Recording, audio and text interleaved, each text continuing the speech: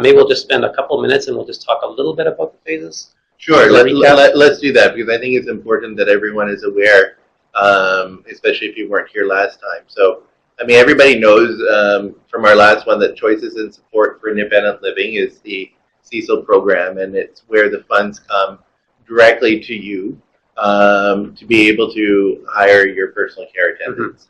So there's options in regards to phase one. And under that option is really looking at becoming the direct employer.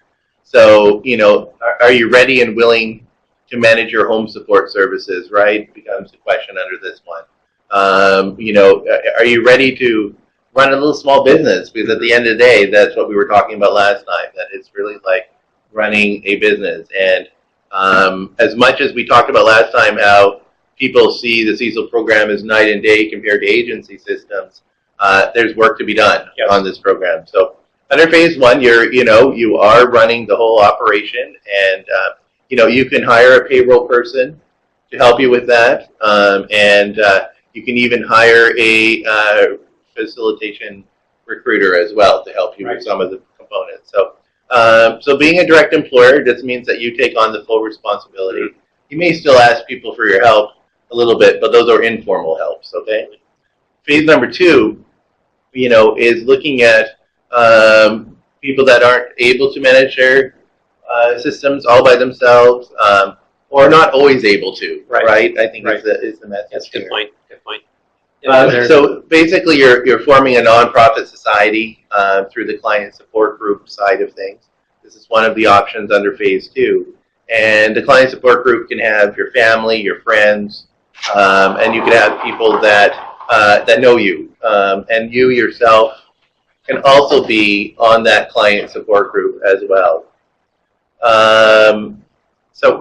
And then there's the representation agreement, and where we talked a bit about that last time as well.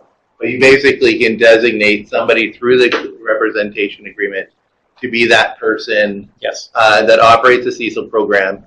And frankly, I think we talked last time too that everyone should have a representation agreement, because even at a point where right now I'm able to manage it all by myself, but at a certain point, if I end up hospitalized or something happens to me, if a rep agreement is in place, then somebody is automatically able to proceed to run the CSIL program for me, because I can designate that. So those are kind of those are the two phases, and really think about which one it is. I do want to say one other thing here, and which is really important is, you know, knowing about these phases, you know, just because you have a speech impediment, for example, doesn't mean that you have to all of a sudden be on a client support group. I think there's been a lot of misconceptions in regards to the fact that, you know, just because you communicate in a different form doesn't necessarily mean that you can't manage. And I want to really express that, and that will come back with some educating, right? And making sure that people are aware that you want to go on, you know, perhaps the regular, the phase one. Right. Component. Yes. So, good point. Right. Oh, yeah, that's a great point.